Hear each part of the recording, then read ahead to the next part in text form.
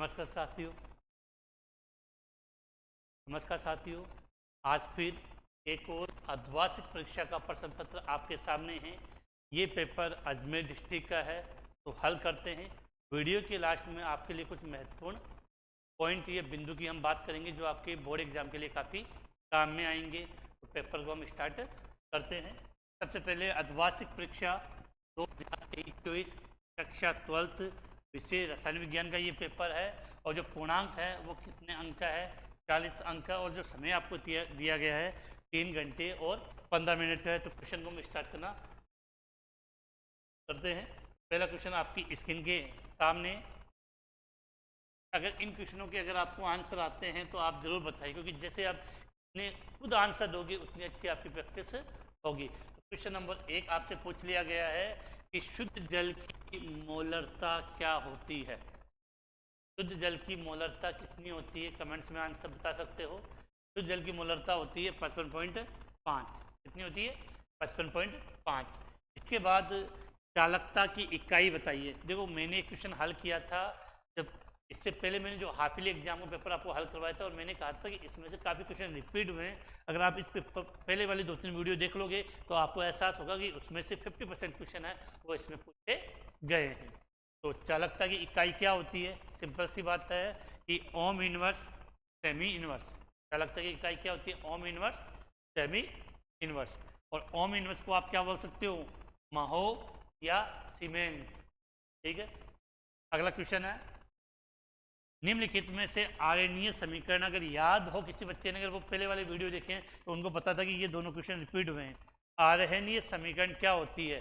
तो ये हमने यहाँ लिखी थी कि k बराबर a e की पावर माइनस में ए अपॉन आर टी। तो आपका राइट आंसर क्या होगा? ये। अब आपसे मैं एक चीज पूछना चाहूंगा यहाँ पे कि इस a का मतलब क्या होता है? पूर्व चर घातांकी बोलते हैं इसको। दूसरा, E का मतलब क्या होता है? सक्रियण ऊर्जा। R का मतलब गैस नियतांक, और T का मतलब परम ताप है। इसके बाद इसका जो अगला क्वेश्चन है वो आपसे ये है, में उपस्थित तत्व है। तो क्लोरोफिल में क्या पाया जाता है आपका? मैग्नीशियम। क्लोरोफिल में कौन सा तत्व पाया जाता है? मैग्नीशियम पाया जाता है। आयरन किस में होता है? हीमोग्लोबिन में। और कोबाल्ट क्या होता है? विटामिन B12 के अंदर। तो याद होना चाहिए कि क्लोरोफिल में उपस्थित तत्व कौन सा होता है आपका? मैग्नीशियम होता है। चलते हैं नेक्स्ट क्वेश्चन की तरफ।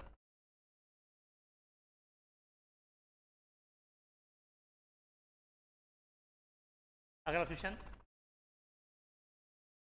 उच्चतम ऑक्सीकरण अवस्था किस तत्व के द्वारा दर्शाई जाती है? तो आप सभी को मैंने बता रखा है कि अगर प्रथम संक्रमण श्रेणी के तत्व हो, इसकी बात करें, प्रथम संक्रमण श्रेणी के तत्वों की बात करें, तो उसमें आपका जो मैग्नीज है वो +2 से मैग्नीज +7 तक ऑक्सीकरण अवस्था प्रदर्शित करता है। अर्थात प्रथम संक्रमण श्रेणी में सबसे अधिकतम ऑक्सीकरण अवस्था कौन प्रदर्शित करता है? मैग्नीज +7 तक रिप्रेजेंट करता है। तो इसका राइट आंसर क्या हो जाएगा? मैग्नीज की उच्चतम ऑक्सीकरण अवस्था किस तत्व के द्वारा प्रदर्शित की जाती है? तो इसका आंसर क्या हो जाएगा? मैग्नीज। इसके बाद चलते हैं नेक्स्ट क्वेश्चन पे। अगर आपको इन क्वेश्चनों के आंसर आए तो कमेंट्स में जरूर बताएं, क्योंकि आपके कमेंट्स में जरूर चेक करता हूँ और उसी से मुझे आइडिया लगता है कि आपके आंसर कैसे आ रहे हैं। अगला क्वेश्चन, दी अणु प्रतिस्थापन, तो शॉर्ट में क्या बोलते हैं? SN2 अभिक्रिया में निर्माण होता है। तो निर्माण का मतलब है कि अगला यहाँ से आपको ये पूछ रहा है कि इस अभिक्रिया में मध्यवर्ती के रूप में क्या बनता है। इससे पहले वाला पेपर जब हमने हल किया था तो वहाँ मैंने SN1 और SN2 में डिफरेंस वाला क्वेश्चन आया था, अंतर वाला क्वेश्चन आया था। तो मैंने वहाँ बेकायदा आपको लिखकर समझाया था कि SN1 में मध्यवर्ती के रूप में बनते हैं आपको कार्बोकेटायन, और SN2 में बनता है आपके संक्रमण अवस्था। अब देख लो क्वेश्चन में क्या बचा है, SN2 है, तो इसका राइट आंसर संक्रमण अवस्था हो जाएगी। क्या हो जाएगी? संक्रमण अवस्था। और ये कार्बोकेटाइन को ही हम क्या बोलते हैं? Carbonium ion. ये किस में बनता है? SN1 में, और ये बनता है SN2 में। क्लियर है?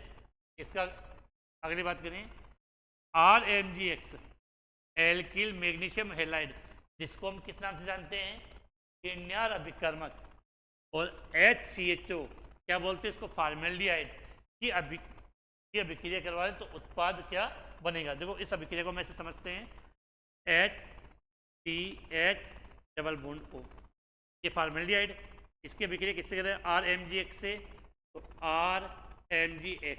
RMgX की अभिक्रिया होगी तो ये बंद यहाँ से टूटेगा, ये R तो जुड़ जाएगा कार्बन के साथ और MgX जुड़ जाएगा O के साथ, तो क्या हो जाएगा, H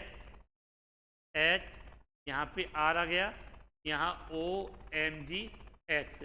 इसके बाद इसका यहाँ से क्या हो जाता है, जल अपघटन, तो ये ऐसे टूट जाएगा, यहाँ तो ये बन जाएगा और यहाँ पे ये बनेगा। अब देखो क्या बना आपका, R के बाद C के साथ कितने एच जुड़े हैं, 2 CH2 और लास्ट में OH, तो RCH2OH बनेगा। आपका जो उत्पाद बनेगा वो क्या बनेगा, RCH2OH बनेगा। अब देख लो इसका राइट आंसर क्या हो जाएगा, तो इसका राइट आंसर क्या हो जाएगा, A हो जाएगा। उसके बाद देखो बात करते हैं अपने नेक्स्ट क्वेश्चन की तरफ।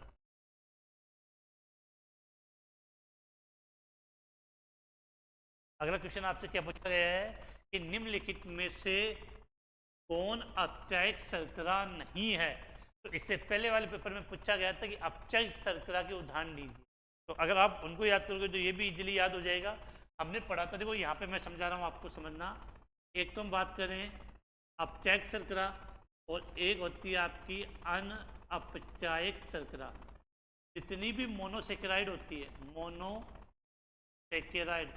वो सब क्या होती है, अपचायक शर्करा होती है। और डाइसेकेराइड में दो, कौन कौन सी पड़ी थी अगर आपको याद हो तो, एक तो हमने लिखा था सुक्रोज, सुक्रोज तो कौन सी होती है आपकी, अनअपचायक होती है, सुक्रोज तो अनअपचायक होती है। और अपचायक में एक तो होती है आपकी माल्टोज और एक होती है आपकी लैक्टोज। तो देखो यहाँ पे ग्लूकोज मोनोसेकेराइड है, अर्थात ये अपचायक शर्करा है, लैक्टोज भी अपचायक शर्करा है, माल्टोज भी अपचायक शर्करा है। तो यहाँ पूछा गया अपचायक शर्करा नहीं है, तो इसका राइट आंसर क्या हो जाएगा आपका, इसका राइट आंसर क्या हो जाएगा, क्लोज हो जाएगा। इसके बाद अब बात करते हैं अगला कि वस्तुनिष्ठ क्वेश्चन थे, मल्टीपल चॉइस वाले क्वेश्चन थे, वो आपके हो चुके हैं।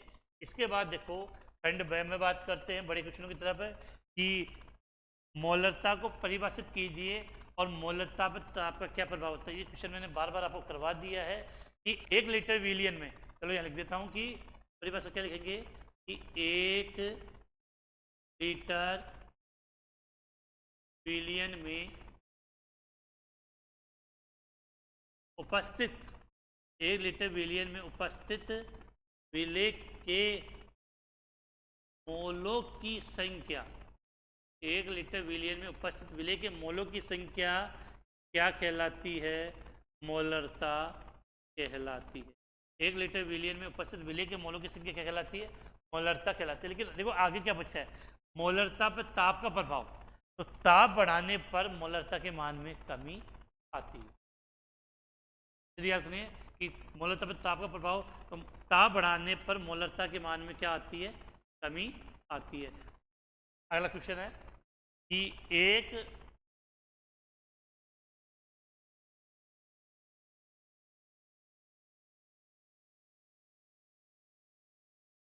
देखो एक विद्युत अपघट्य की चालकता तनुता के साथ घटती है, क्यों। देखो सीधी बात है कि विलयन को तनु करने पर प्रति मोल आयनों की संख्या में कमी आती है, और आयनों की संख्या में कमी आएगी तो चालकता भी क्या होगी, कमी होगी। तो सीधी बात है कि विद्युत अपघट्य को तनु करने पर उसमें आयनों की संख्या कम होती है, जिसके कारण उसकी चालकता के मान में भी क्या आती है, कमी आती है। लेकिन अगर मोलर चालकता के मान की बात करते हैं तो मोलर चालकता के मान में वृद्धि होती है। याद करना कि अगर चालकता की बात कर रहे हैं तो विलयन को तनु करने पर चालकता घटती है, लेकिन मोलर चालकता बढ़ती है। अगला क्वेश्चन, दिए गए संकुल में केंद्रीय धातु परमाणु की आपको क्या ज्ञात करनी है, ऑक्सीकरण अवस्था ज्ञात करनी है। देखो ये कंपाउंड है, यहाँ हल करते हैं इसको, K3 Fe C2O4 3।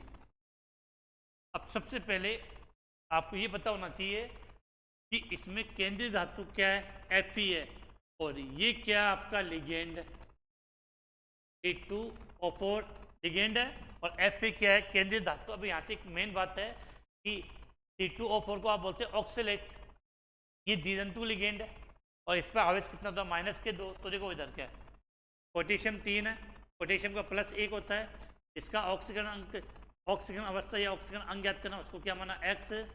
C2O4 पर आवेश होता है -2, -2 और कितने हैं, 3, ऊपर कुछ भी नहीं तो 0, तो +3, x -6 बराबर 0, तो x -3 बराबर 0, तो x बराबर कितना आ गया, +3। x बराबर कितना आ गया, +3। तो दिए गए में केंद्रीय धातु का ऑक्सीकरण अंक Fe का यहाँ ऑक्सीकरण अंक या ऑक्सीकरण अवस्था कितनी आ गई, +3 आ गई है। क्लियर है।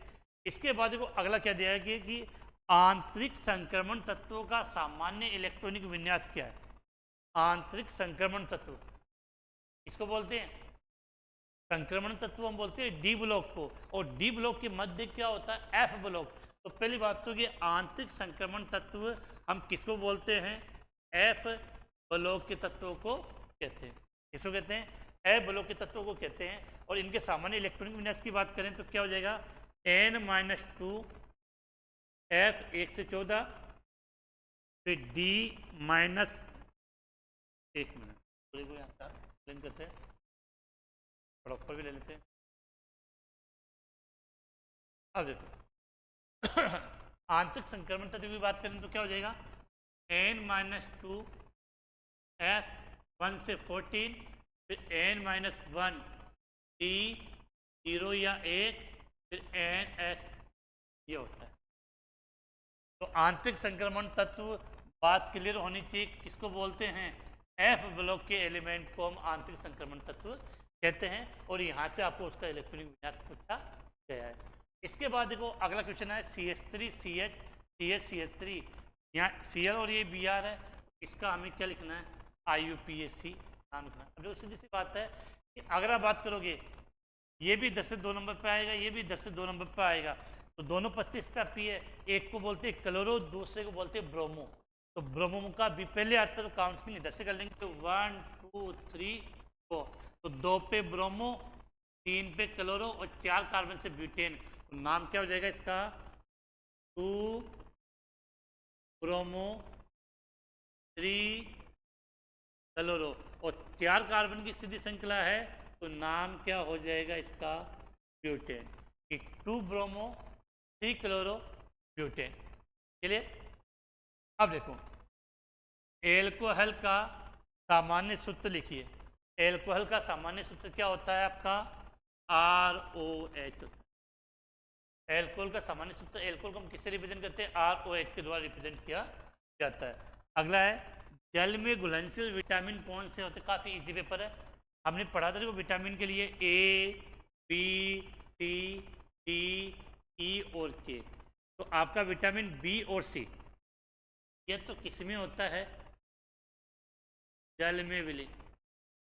विटामिन A तथा विटामिन B और C किसमें विलय होते हैं, जल में विलय होते हैं। लेकिन इसके अलावा आपका A D E और K ये विटामिन किसमें विलय होते हैं, वसा में विलय विटामिन होते हैं। और इसके अलावा भी आप काफ़ी क्वेश्चन ऐसे देखोगे जिनको हमने अपने पहले वाली क्लास में इनको हल करवाया हुआ, जैसे हेनरी का नियम है। अब देखो कि ये हेनरी का नियम है, मैंने पहले वाली क्लास में करवा दिया था। और Cu2+ आयन का इलेक्ट्रॉनिक विन्यास और इसके चुंबकीय आघूर्ण का मान। देखो Cu2 ये क्वेश्चन तो आप इजीली कर सकते हो, कोई परेशानी नहीं है। Cu2+ आयन का इलेक्ट्रॉनिक विन्यास क्या होगा, Cu आर्गन +2 है तो हो जाएगा 3D9 4s 0। अब इसमें एग्मिट इलेक्ट्रॉन की संख्या 1 है और एग्मिट इलेक्ट्रॉन की संख्या 1 है, तो आपको क्या ज्ञात करना है, चुंबकीय आघूर्ण। चुंबकीय आघूर्ण ज्ञात करने का फॉर्मूला क्या होता है, म्यू बराबर √n+2। n का मान कितना, 1। इसको हल करोगे तो म्यू का मान 1.73 4 मैग्नेट्रॉन हो जाएगा। आंसर म्यू बराबर कितना है 1.73 मैग्नेट्रॉन, इसका आंसर आ जाएगा। इसके बाद निम्नलिखित संकुलों के आईपीसी नाम, तो ये आप कर सकते हो, कोई परेशानी नहीं है। पूरे पेपर को मैं आपकी स्क्रीन के सामने ले देता हूँ, तो आप इसका स्क्रीनशॉट लेकर इसको अच्छे तरीके से आप हल कर सकते हो। इसके बाद आगे आपकी ये नेम रिएक्शन आती है। तो मैंने पहले भी कहा है कि मैंने अपनी ऑनलाइन क्लास के अंदर जितनी भी नेम रिएक्शन है वो सब मैंने आपको अलग से हल करवाई हुई है, तो आप जाके वहाँ से उनको देख सकते हो। तो जैसे ये रायमंड टीमाना विक्रिया है, ये कर सकते हो। इसके अलावा इस प्रकार के क्वेश्चन मैंने आपको करवाए हुए हैं, और पहले वाली वीडियो को अगर आप गौर से देखोगे तो सब में ये क्वेश्चन आपके आ चुके हैं। तो आप इसका स्क्रीनशॉट ले लें, जिससे आपको आइडिया लग जाए कि पेपर में कौन कौन से क्वेश्चन आपसे पूछे गए हैं। उम्मीद है कि ये जितने भी क्वेश्चन आप देखोगे इस पेपर के अंदर, ये जितनी भी नेम रिएक्शन है, जिस प्रकार के क्वेश्चन है वो अपनी पहले वाली क्लास है और उनमें सब में कंप्लीट हो चुके हैं। छोटे क्वेश्चन मैंने आपको यहाँ पे हल करवा दिए, बाकी क्वेश्चन आपकी प्रैक्टिस के लिए जो आप इसको हल कर सकते हो। अब इसके बाद सबसे इंपॉर्टेंट बात अपनी ये है कि जैसे ही अपनी हाफिली एग्जाम स्टार्ट होती है, तो क्लास 12th बोर्ड एग्जाम के लिए हाफिली एग्जाम के बाद अपनी फिर से ऑनलाइन क्लास स्टार्ट होगी। इसमें डेली आपके मोस्ट इंपॉर्टेंट क्वेश्चन होते हैं चैप्टर वाइज, उसको हम स्टार्ट करेंगे। उसके बाद उसमें बोर्ड एग्जाम में कौन कौन से क्वेश्चन पूछे गए थे 2012 से लेकर 2023 तक, उन सब की बात करेंगे। और उसके बाद आपको उसका लगेगा ऑनलाइन टेस्ट भी होगा। तो ये सब आपको इस एमके बूस्टर यूट्यूब चैनल पर बिल्कुल फ्री में मिलने वाला है। वीडियो की डिस्क्रिप्शन में व्हाट्सएप ग्रुप का लिंक है, टेलीग्राम चैनल का लिंक दिया हुआ है, जिसको आप ज्वाइन कर ले, जिससे जितनी भी इंफॉर्मेशन है वो सबसे पहले आपके पास पहुँचे। और वीडियो के लिंक को में भी साथी है तो शेयर जरूर करें।